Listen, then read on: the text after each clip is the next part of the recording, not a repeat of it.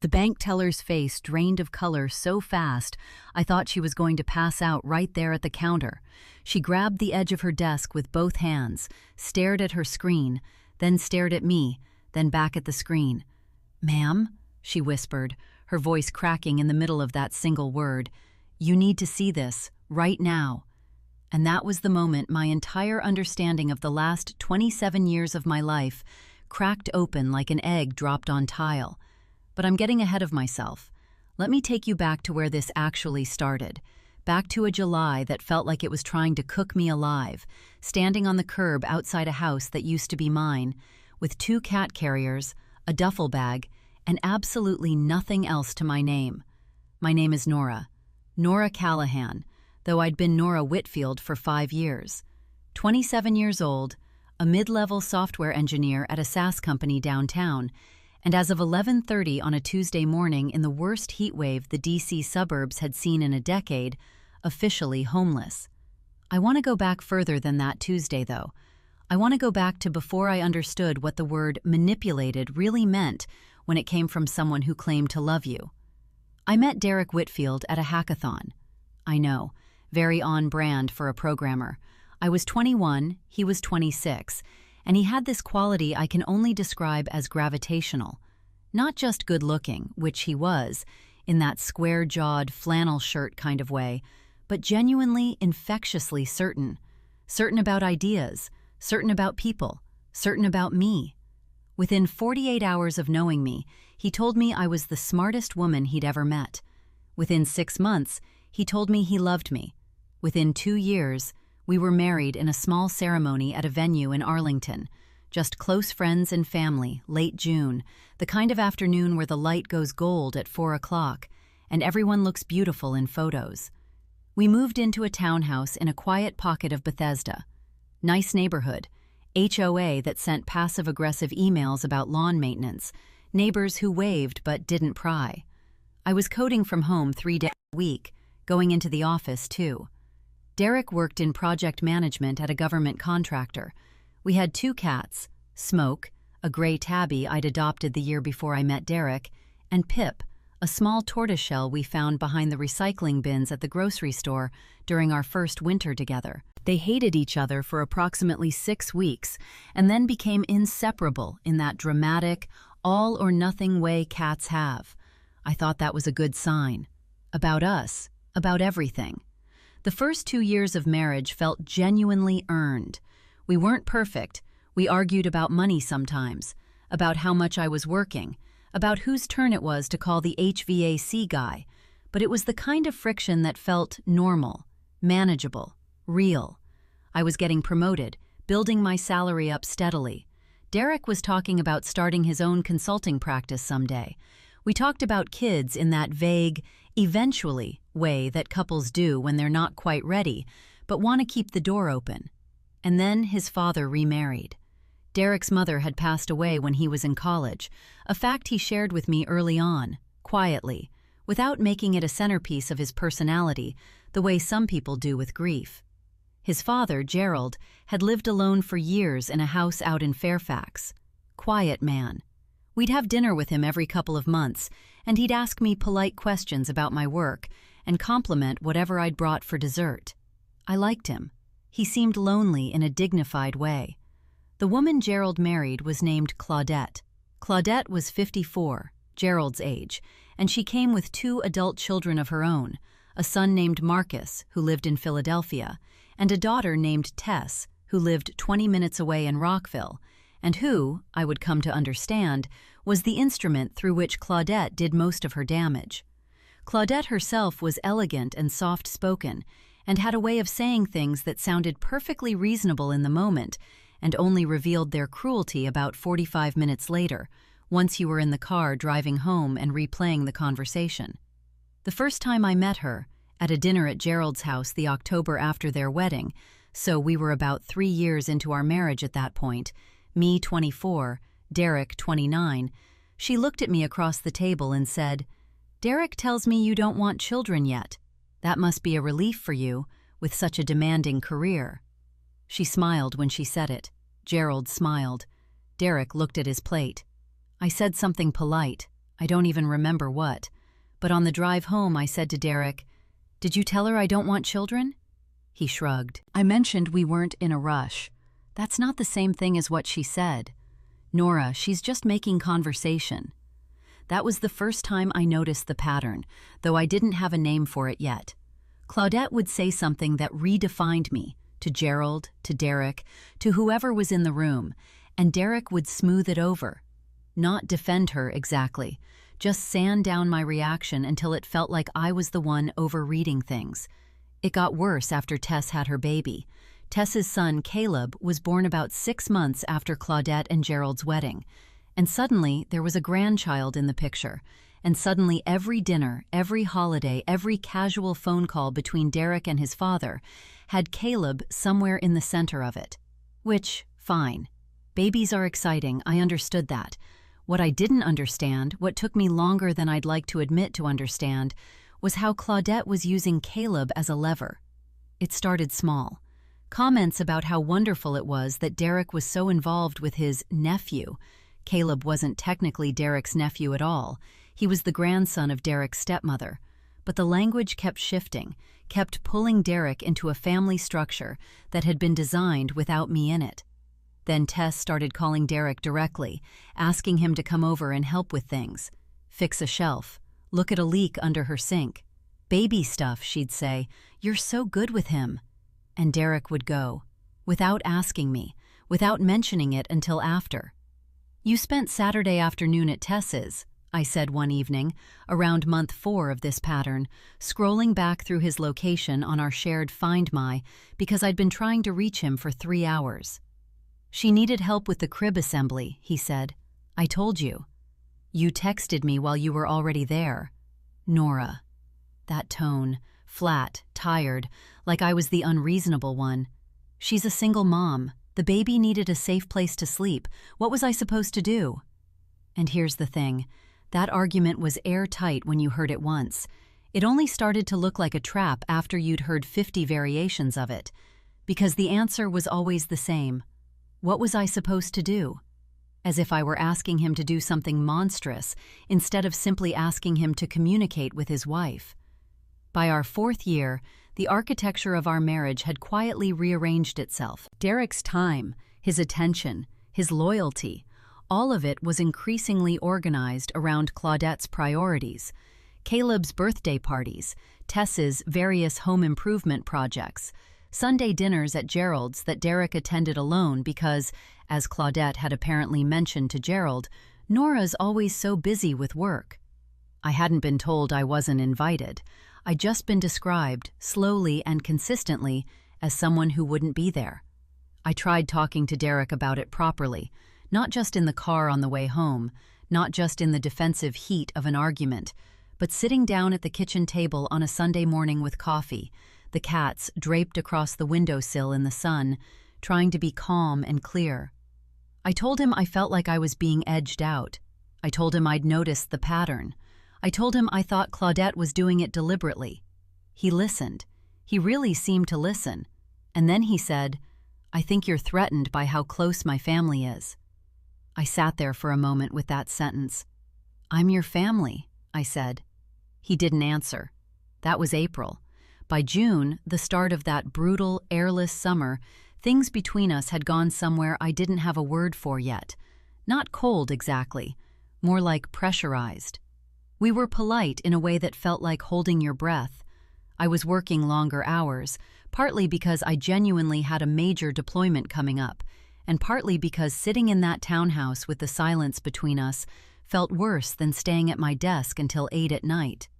And then, one Thursday evening in July, I came home to find Derek standing in the kitchen with a look on his face I'd never seen before. Not angry, not guilty, just decided. Like he'd already had the conversation in his head and was simply delivering the transcript. I think you should move out, he said. I put my bag down on the counter very slowly. Smoke wound around my ankles. What? This isn't working. You know it isn't working. He crossed his arms. I've talked to a lawyer. You're not on the mortgage. I've been paying it. You can take your things. The next 20 minutes are still a blur in my memory. I remember asking if there was someone else. I remember him saying no, and I remember believing him, which I now understand was its own kind of naivety. I remember asking about our joint account, the one we'd been building together, that I'd been contributing to every paycheck for 5 years. He told me it had been restructured 2 months ago, which was the single most bloodless way anyone has ever told me that money was gone. I asked what that meant. He said his financial advisor had recommended consolidating assets. His financial advisor. I didn't have a lawyer. I didn't have savings outside of that joint account. My name wasn't on the mortgage. I was 27 years old in the middle of a July heat wave with 2 cats and a duffel bag and a company laptop that technically belonged to my employer. I called my best friend Gemma from the curb. She drove over in 20 minutes and helped me load the cat carriers into her back seat. Smoke yowled the entire way to Gemma's apartment. Pip sat completely silent, which was somehow worse. I slept on Gemma's couch for 3 nights. On the 4th day, I went back to the townhouse to get the rest of my things while Derek was at work. He'd texted me a 2-hour window, which was a courtesy I hadn't expected and didn't trust. I packed what I could. And while I was going through the closet in the spare room, the room we'd always called the office, but that had quietly become a storage space for everything we didn't know what to do with, I found a shoebox on the top shelf. Inside the shoebox was a small envelope, and inside the envelope was an old bank card, navy blue, worn smooth at the edges, with a magnetic strip so faded it was almost gone. My father's name was printed on the front. My dad, Raymond Callahan, had died 4 years ago, 2 years into my marriage, from a sudden cardiac event at 61. He'd been in good health, or so everyone thought. The loss had hit me sideways, the way sudden losses do, and I'd spent the better part of 6 months just trying to function. In the chaos of grief, and then the chaos of the following years, I'd never properly gone through his belongings. My stepmother, and here I pause, because the word stepmother now carries a particular weight for me, his second wife, Claudette. Wait, no, I'm sorry, I'm getting confused with names. Derek's stepmother was Claudette. My father's second wife was a different woman. Her name was Renata. My father had married Renata when I was 19, and Renata had been perfectly civil to me in the way that people are civil when they are performing civility, rather than feeling it. When my dad died, Renata had handled most of the estate. She told me there wasn't much. A small life insurance policy, some furniture, the house, which had been in both their names, and which Renata kept. I'd believed her. I'd been 23 and grieving, and I'd believed her. But the card in my hand had my father's name on it, an account I'd never heard of, and there was a handwritten note tucked behind it, in my father's handwriting, that said simply, "For Nora, when she needs it most." My hands were shaking so badly I nearly dropped it. I stood there in that spare room closet, the late afternoon light cutting through the blinds in yellow bars across the carpet, and I read my father's handwriting 3 more times. For Nora, when she needs it most. His pen had pressed hard into the paper, the way it always did when he was being deliberate about something. Raymond Callahan did not write casually. He wrote like every word had weight. I slipped the card and the note into my jacket pocket, zipped the pocket shut, and finished loading what I'd come for. But I wasn't present for any of it. I was somewhere else entirely, somewhere 4 years back, standing in a hospital hallway in September, being told by a cardiologist that my father hadn't made it, while Renata sat in a chair against the wall with her hands folded in her lap, and an expression I'd read as grief and now, standing in that closet, suddenly wasn't so sure about. Gemma's apartment was a 1-bedroom in Silver Spring. She'd given me the couch and a drawer in her bathroom for my things, and hadn't once made me feel like a burden, which is the specific kind of friendship that you don't fully understand you've been given until you need it. Smoke had claimed the far end of the couch as his territory. Pip had gone under the bed in the first hour and hadn't fully committed to coming out since. That first week, I went through the motions of my life with the card tucked in the inner pocket of my bag. I went to work. I answered emails. I sat in a stand-up meeting on Wednesday morning and gave a status update on a deployment that suddenly felt like it belonged to someone else's life. At night, I'd lie on Gemma's couch with Smoke's weight against my legs and stare at the ceiling and think about the note. When she needs it most. The thing about grief, the first kind, the losing your father kind, is that it teaches you to move around the edges of pain, because going straight through it isn't survivable in any practical sense. You learn to function in parallel. Half of you is upright and answering emails, and the other half is somewhere else, sitting very still with the thing you can't look at directly. I'd gotten good at that after my dad died, and now I was doing it again, except this time the thing I couldn't look at directly was the possibility that the last 4 years of my life had been dismantled in ways I was only beginning to count. On a Thursday evening, 9 days after I'd found the card, I finally sat down at Gemma's kitchen table with my laptop and started searching. The card was from a regional bank, not one of the big nationals, but a mid-sized institution that had been operating in the D.C. and Virginia area for decades. I pulled up their website. The routing number on the card was still valid. The bank existed. It had a branch in Fairfax, about 6 miles from where my father had lived. I typed his name into the search bar of every financial database I could access legally and found nothing helpful. Estate records were public, though, and I pulled up the probate filing for Raymond Callahan, deceased, filed in Fairfax County 4 years ago. Renata had been the executor. The listed assets were a 2011 Subaru Outback, a joint checking account with a closing balance of around $4,200, and the house, which had been held in joint tenancy and passed directly to Renata outside of probate. The filing noted that the estate contained no additional accounts or financial instruments. No additional accounts. I sat back in Gemma's kitchen chair and listened to the refrigerator hum. "What are you looking at?" Gemma asked, coming in from the living room with 2 mugs of tea. "My dad's estate filing," I said. She set one mug in front of me and looked at the screen. "What are you looking for?" "I don't know yet," I said. "Something that wasn't supposed to be there." She sat down across from me. Gemma had known me since our sophomore year of college, which meant she'd known me for almost a decade, which meant she knew exactly when I was being evasive and when I was being genuinely uncertain. She looked at me for a moment, then said, "The card." "Yeah." "Are you going to go to the bank?" I wrapped my hands around the mug. The tea was chamomile, which I don't even like, but I drank it anyway because it was warm and it was there. "I need to figure out if there's anything to go to the bank for," I said. "If the account was closed before he died, this is just a card he kept for sentimental reasons or something. Maybe it's nothing. And if it wasn't closed? Then I have questions for Renata." Gemma was quiet for a moment.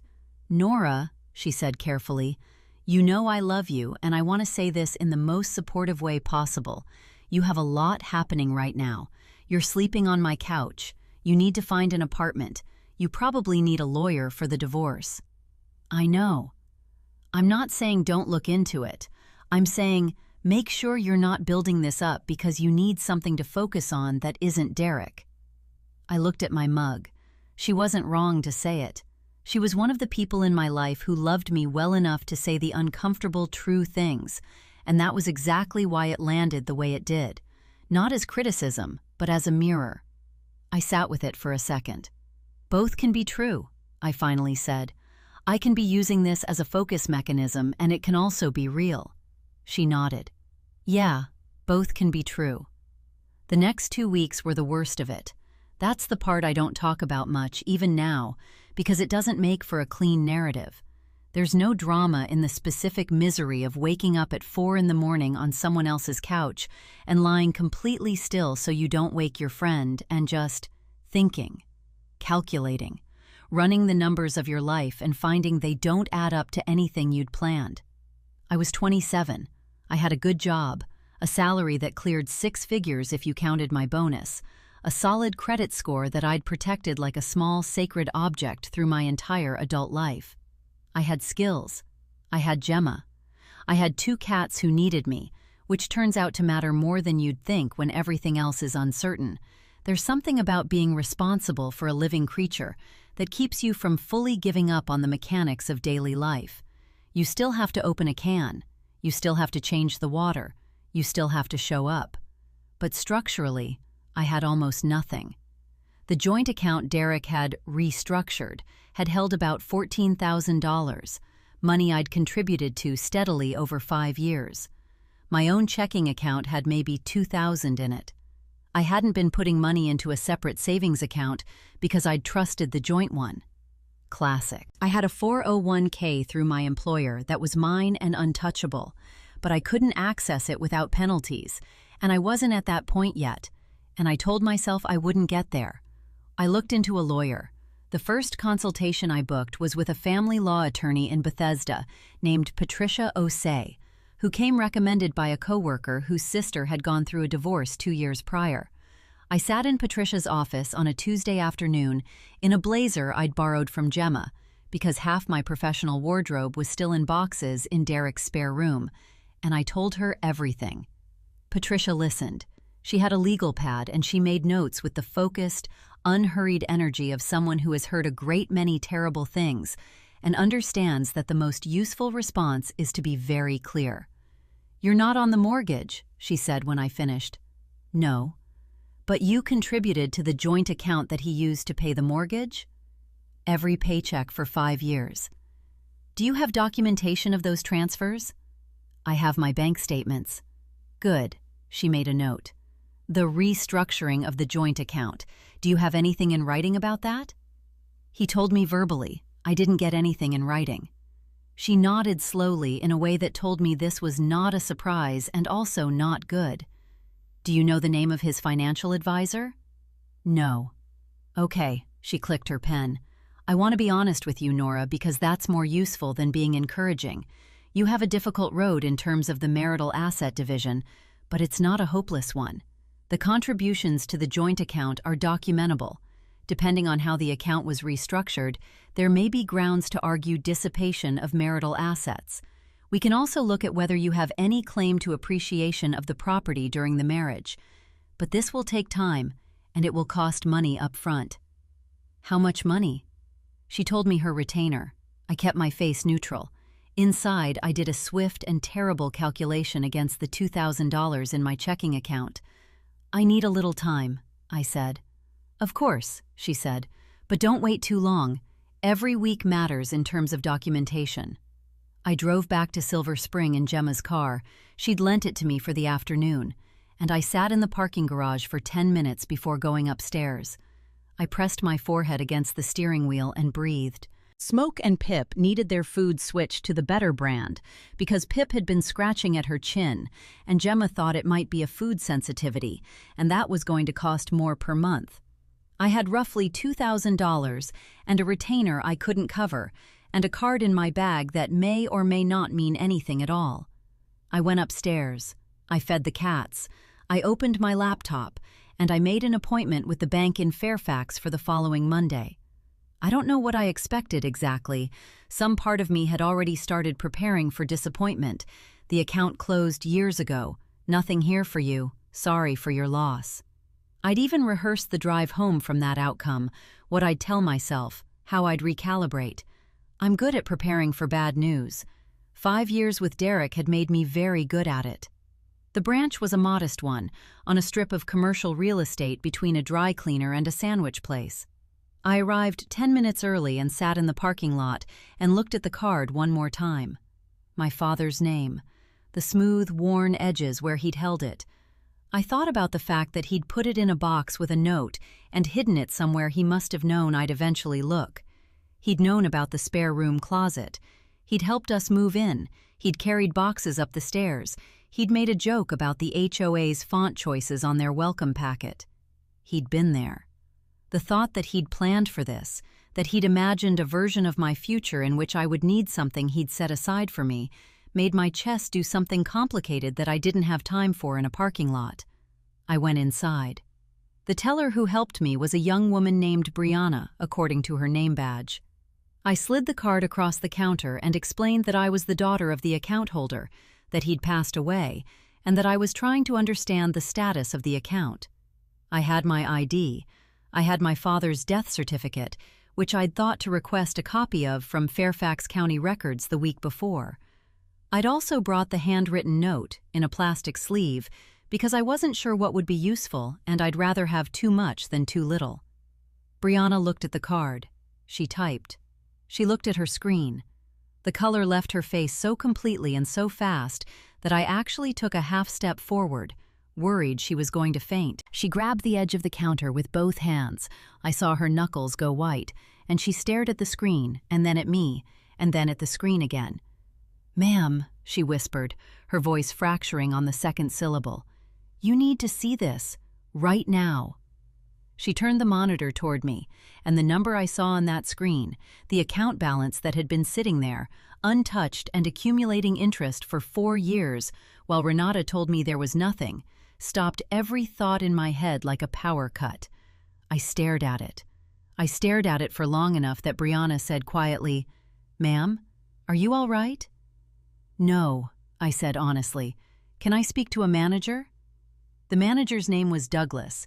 He was in his mid-50s, the kind of man who wore his reading glasses on a cord around his neck, and had a firm handshake that communicated competence without trying to. He came out from the back office within 2 minutes of Brianna's quiet call, introduced himself, shook my hand, and asked me to come sit down at his desk. He pulled up the account on his own screen. He looked at it for a long moment without saying anything. "Miss Callahan," he said finally, "your father opened this account 19 years ago. It's a private savings account, not a joint account, not linked to any checking. It was set up with a named beneficiary." He paused. "The beneficiary is you." I heard myself say, "How much?" He turned the screen toward me again, slowly, the way you'd hand someone something fragile. $263,412, and some change, from the interest that had been compounding quietly for 4 years since my father died, while I'd been grieving and working and trusting Renata when she told me there was nothing. I sat with that number for a moment the way you sit with something that hasn't fully become real yet. My father had been a civil engineer. He'd worked for the same firm for 30 years. He wasn't a wealthy man, or at least, I'd never thought of him that way. But he'd been careful, methodical, the kind of person who read the fine print on everything and kept paper copies of documents in labeled folders in a filing cabinet in the hall closet. I should have known. I should have looked harder. But I'd been 23 and wrecked with grief, and Renata had been right there with her folded hands and her civil answers, and I had believed her. "She knew," I said, not a question. Douglas looked at me carefully. "I can't speak to what other parties were or weren't aware of," he said. "What I can tell you is that this account was never included in the probate filing for your father's estate, because as a named beneficiary account, it passes outside of probate. It doesn't become part of the estate. It goes directly to you upon proof of death and identity." He paused. "Which means you can claim it today with the documentation you've brought." I looked at the death certificate in my hands, my father's death certificate, which I'd carried in my bag for 2 weeks, not knowing if it would mean anything. "Why didn't the bank contact me?" I asked. "We attempted to reach the named beneficiary at the contact information on file," Douglas said. He pulled up a secondary screen. The address on file was a P.O. box in Fairfax. We sent a notification letter. We sent a follow-up. When we received no response, the account remained open and untouched, continuing to accrue interest, pending a claim. He looked at me steadily. "Someone would have had to update your contact information for those letters to reach you. Someone would have had to.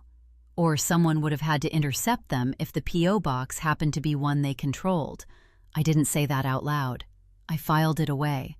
I walked out of that bank an hour and 40 minutes later with a cashier's check in an envelope and my hands absolutely steady, which surprised me. I'd expected to be shaking. Instead, I felt something I can only describe as a very cold, very clear calm, the kind that comes when something you'd half suspected turns out to be entirely true, and you finally have the facts to stand on. I sat in the parking lot and called Gemma. "Okay," I said when she picked up. "So it was real." She was quiet for exactly 1 second. "How much?" I told her. She said a word I won't repeat here, and then she said, "Nora, what are you going to do?" "I'm going to pay Patricia's retainer," I said, "and then I'm going to make a phone call." I called Renata that evening. I hadn't spoken to her in almost 2 years. We'd exchanged a few texts in the immediate aftermath of my father's death, and then the contact had simply tapered off, the way it does when the person you had in common is gone, and neither of you was in it for each other. She picked up on the third ring, and her voice had that careful neutrality of someone who has seen the caller ID and decided to answer anyway. "Nora," she said, "this is a surprise." "I went to the bank today," I said, "the one in Fairfax, my father's private savings account, the one you didn't list in the probate filing." Silence. Long enough that I counted 6 seconds of it. "I don't know what you're referring to," she said. Her voice hadn't changed. That was the thing that got me. She'd had 4 years to prepare this answer, and she delivered it in the same tone she'd have used to say she didn't know where she'd put her keys. "You sent notification letters to a P.O. box," I said. "Do you want to tell me whose P.O. box that was?" Another silence, shorter this time. "I think you should talk to a lawyer if you have concerns," she said. "I already have one," I said. "I just wanted to give you the opportunity to explain it yourself first. I thought that was fair, considering you were married to my father." She hung up. I sat on Gemma's couch with the phone in my hand and Smoke pressing his head against my knee, and I felt something settle in me. Not satisfaction exactly, but the specific relief of having said a true thing to someone who'd been counting on you never knowing it. I called Patricia Osei the next morning and paid her retainer. In full. That felt like something. What happened next took months, because these things always take months, and anyone who tells a story like this and makes it sound like justice moved fast is leaving out the waiting. The bone-deep, exhausting waiting. The forms and the follow-up calls, and the days when you go to work and write code and sit in meetings, and the whole machinery of your regular life keeps running while underneath it, quietly, lawyers are building something. Patricia filed against Derek for dissipation of marital assets. She documented every transfer I'd made into the joint account, 5 years of paycheck contributions, regular as a metronome. She filed a motion compelling him to produce the name of his financial advisor and all documentation related to the account restructuring. What that documentation revealed when it came out during discovery was that Derek had moved the money 3 months before he'd asked me to leave, not to a financial advisor's recommended investment vehicle, into an account in his name only, and from there, as Patricia traced it with the kind of focused patience that made me deeply grateful for her hourly rate, into a joint account he'd opened with Tess. Tess, not a romantic partner, just Claudette's daughter, just the woman he'd been spending his Saturdays with for 2 years, fixing her shelves, assembling her furniture, being the man of a household that wasn't his, with money that wasn't only his. I sat in Patricia's office when she showed me the documentation, and I thought about every conversation I'd replayed in my head, every time I'd questioned my own perception, every time Derek had said, "What was I supposed to do?" and I'd let the question stand as an answer. I thought about Claudette saying, "Nora's always so busy with work," to Gerald, rewriting me as an absence before I'd even missed a dinner. "The account with Tess," I said, were they?" "Based on everything we can see," Patricia said carefully, "it appears to have been financial, not romantic. Tess was in significant debt. The money was used to pay off her car loan and a portion of her credit card balances." She paused. "Which doesn't make it legal." It didn't. What it made it was something almost worse than an affair. It meant I'd been taken apart not for love, not for passion, not even for something Derek had burned to have, but for the quiet, ongoing project of making himself indispensable to a family that had been designed to replace me. The settlement took 4 months to finalize.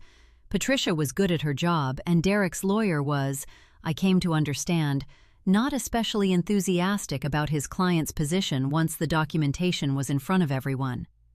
Derek agreed to a settlement that included repayment of the full amount he'd transferred out of the joint account, $14,200, plus Patricia's fees, plus a portion of the appreciated value of the townhouse during our marriage. It wasn't everything. Settlements never are. But it was documented, it was signed, and it was done. Renata's situation was a separate matter. Patricia referred me to an estate attorney named Craig Bowen, who had the quiet, unhurried energy of someone who had spent a career untangling exactly this kind of thing. The P.O. box, it turned out, was registered to a mail service in Fairfax that Renata had used for years. For what other purposes I don't know and didn't ask, because it wasn't my business and it wasn't relevant. What was relevant was that the bank's notification letters had gone to that address, and Renata had received at least one of them, and had not forwarded it to me or informed me of the account's existence. Craig filed a civil claim. Renata, through her own attorney, spent approximately 6 weeks attempting to argue that she'd had no knowledge of the account's beneficiary designation, a position that became difficult to maintain when Craig obtained the records showing the P.O. box address had been provided to the bank by my father when the account was opened, an address that was, at the time, associated with his household, and updated, a year before his death, to the mail service address. My father had updated it. I turned that over in my mind for a long time. He'd known something was wrong. He'd known enough to move the notification address somewhere he thought was safe. But he hadn't known that the safe place was already compromised, or maybe he had, and he'd hidden the card in a shoebox in a closet in my house as a backup, a fail-safe, the last thing he could do to make sure I'd find it. For Nora, when she needs it most. He'd been right about when. He'd just been 4 years early about how I'd find it. Renata settled without going to trial. The terms included repayment of a sum representing the interest she had effectively denied me access to by failing to disclose the account, Craig argued, and the other side eventually accepted that her failure to inform me had caused a calculable financial harm, plus a portion of legal costs. It wasn't the full 4 years of compounded interest, but it was enough to feel like the math had been corrected. I found an apartment in October, about 3 months after the bank visit. A 1-bedroom in Tacoma Park, 2nd floor, with a window in the kitchen that got morning light, and a landlord who'd confirmed in writing that cats were fine. I signed the lease with a pen that felt heavier than it should have, in the good way. I put down a deposit and first and last month's rent in cash, which I had now, which still felt slightly unreal. Gemma helped me move in on a Saturday in late October. We carried boxes up the stairs, and she made me put together the IKEA bookshelf before we did anything else, because she said the apartment wouldn't feel like home until there was something on a shelf. And she was right. We ordered Thai food and sat on the floor because I didn't have a couch yet, and drank cheap Prosecco out of paper cups. Smoke explored every inch of the apartment in the first hour, with the focused efficiency of someone running a security sweep. Pip found the patch of afternoon sun on the kitchen floor and lay down in it like she'd been waiting for exactly that spot her whole life. I started a separate savings account the week I moved in, my own, in my name only, at a bank I'd chosen myself. I set up an automatic transfer from each paycheck. I also, finally, increased my 401k contribution to the maximum. Patricia had suggested it during one of our last meetings, not as financial advice but as a general observation, and I'd taken it as both. Derek, I heard from a mutual contact about 6 months later, had moved in with his father and Claudette. I don't know if that's irony or just the natural endpoint of a trajectory that had been pointing that way for years. I didn't spend much time thinking about it. The thing about getting everything you wanted at the expense of someone else is that you still have to live inside the life you built. I was 28 when everything was finalized. I'll be 29 in February. I have an apartment with morning light in the kitchen and 2 cats who've claimed their respective territories with great conviction, and I have a job I'm good at, and I have a lawyer I trust, and an estate attorney I hope I never need again, and I have a savings account that my father's careful, deliberate, 30-year engineer's mind helped put there. I still have the note.